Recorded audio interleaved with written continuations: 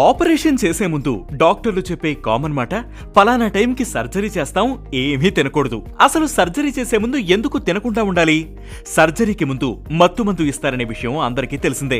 దానివల్ల body metabolism slow అవుతుంది, patient శ్వాస వేగం కూడా తగ్గుతుంది. అందుకే ఆపరేషన్ సమయంలో పేషెంట్ ను వెంటిలేటర్ పై ఉంచుతారు. ఈ అనస్థీషియా జీర్ణ ప్రక్రియను కూడా ప్రభావితం చేస్తుంది. సాధారణంగా ఆహారం తిన్న తర్వాత అది కడుపులోకి ప్రవేశించినప్పుడు రకరకాల యాసిడ్లతో కలిసి జీర్ణం అవుతుంది. సర్జరీకి ముందు అదంతా ఫుడ్ పైప్ నుంచి లంగ్స్ లోకి ప్రవేశించే ఛాన్స్ ఉంటుంది. అది చాలా ప్రమాదకరం. అందుకే సర్జరీకి ముందు పేషెంట్లకు యాంటాసిడ్లు ఇస్తారు. డైజెషన్ స్లో అవడం వల్ల కడుపులో ఉన్న ఆహారం ఫుడ్ పైప్ లోకి తిరిగి వెళ్లే అవకాశం ఉంటుంది. ఇది బ్రీత్ తీసుకోకుండా చేసి రోగి మరణానికి దారితీస్తుంది. అందుకే ఆపరేషన్ ముందు ఏదీ తినకూడదు, తాగకూడదు అని డాక్టర్లు చెబుతారు. అనస్థీషియా వల్ల కొందరికి వికారం లేదా వాంతులు వచ్చే అవకాశం ఉంటుంది. కడుపు ఖాళీగా ఉంటే ఈ సమస్యలు తగ్గుతాయి. ఒక్కోసారి ఎమర్జెన్సీ కండిషన్ లో సర్జరీ అవసరం అవుతుంది. అలాంటి సమయాల్లో పేషెంట్ ఏదైనా తిన్నారా లేదా అన్నది డాక్టర్లకు తెలియకపోవచ్చు. అలాంటప్పుడు ఆపరేషన్ ప్రమాదాన్ని తగ్గించడానికి వైద్యులు ప్రత్యేక జాగ్రత్తలు తీసుకుంటారు.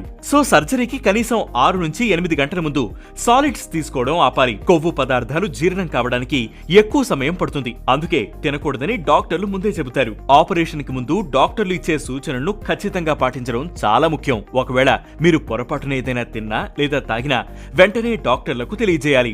అలా చేయకపోతే తీవ్రమైన సమస్యలు ఎదురయ్యే అవకాశం ఉంటుంది.